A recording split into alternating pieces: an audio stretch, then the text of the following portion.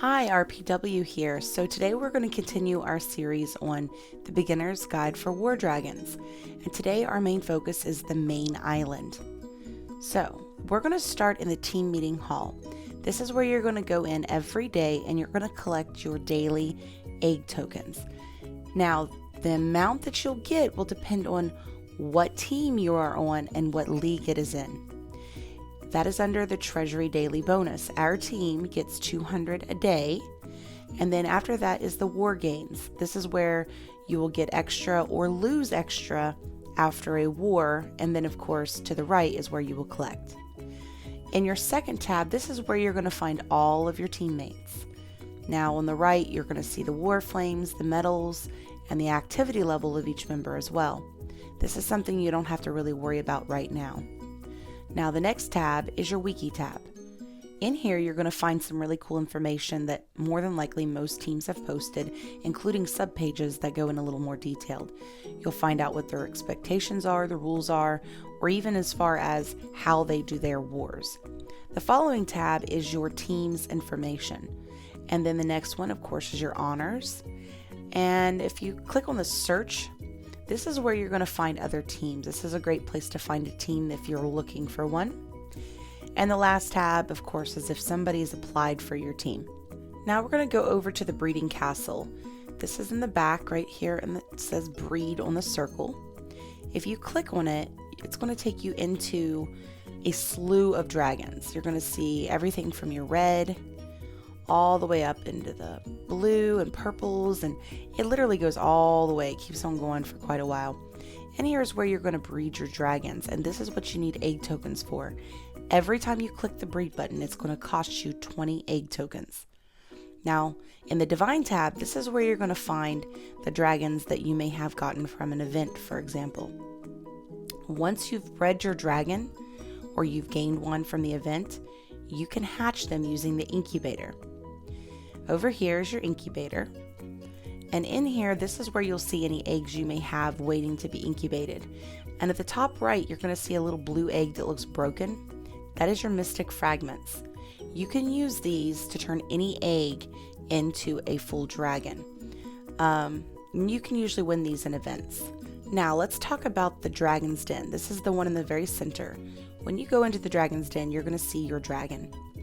And if you click swap dragons, you can change them, of course. But you're going to be able to see them become animated. It's really cool to be able to check that out. But there's some other really neat things that you can do in here as well. Later on, you'll be able to do some things with runes. But for example, if you push info, you're going to find out what your dragon attack power is, your health, and so forth. If you click boost, you're going to be able to see what your boosts and your runes are, how to add a spell. If you click armor, this is something that most new players won't be utilizing unless they bring it back, so don't even worry about that right now. And then of course there is your training button where you can train your dragon, just like if you were on the outside with your roster at the bottom. Alright, next. So the next thing I want to discuss is the Research Center. The Research Center is very important because in the Hall of Research, this is where you're going to be able to strengthen things up on your base. Like for example, the first one, it's going to give you a boost on your cannon and your archer's health powers. And as you go through, it'll actually strengthen more than just your base. It's going to strengthen your dragons. It's going to make training time faster, research time faster, building time faster, so do not skip out on that. But let's say you don't have the eggs to do these. In the red series, you can click on Zen. He's already been bred, of course, and click OK. And you can actually click breed once. If you don't want to do this, click try again. If you do, click breed anyway.